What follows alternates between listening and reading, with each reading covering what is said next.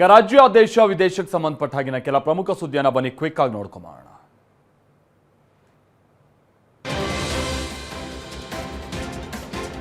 ನಾಳೆ ಕೊಲೆ ಆರೋಪಿ ದರ್ಶನ್ ಸಲ್ಲಿಸಿರುವಂತಹ ಜಾಮೀನು ಅರ್ಜಿ ವಿಚಾರಣೆ ನಡೆಯುತ್ತೆ. ನಾಳೆ ಸುಪ್ರೀಂ ಕೋರ್ಟ್ನಲ್ಲಿ ವಿಚಾರಣೆ ನಡೆಯಲಿದೆ.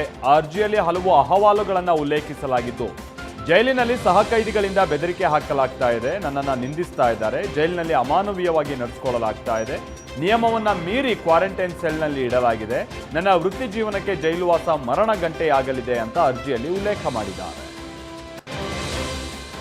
ವಿಜಯನಗರದ ಹೊಸಪೇಟೆಯಲ್ಲಿರುವಂತಹ ತುಂಗಭದ್ರಾ ಜಲಾಶಯದಲ್ಲಿ 33 ಕ್ರಸ್ಟ್ ಗೇಟ್ಗಳನ್ನು ಅಳವಡಿಸಲಾಗಿದೆ. ಕಳೆದ ವರ್ಷ 19ನೇ crest gate chain link cut ಆಗಿತ್ತು. ಹೀಗಾಗಿ ತಜ್ಞರು ಒಟ್ಟು 33 ಕ್ರಸ್ಟ್ ಗೇಟ್ಗಳನ್ನು ಅಳವಡಿಸೋದಕ್ಕೆ ಸೂಚಿಸಿದ್ದರು.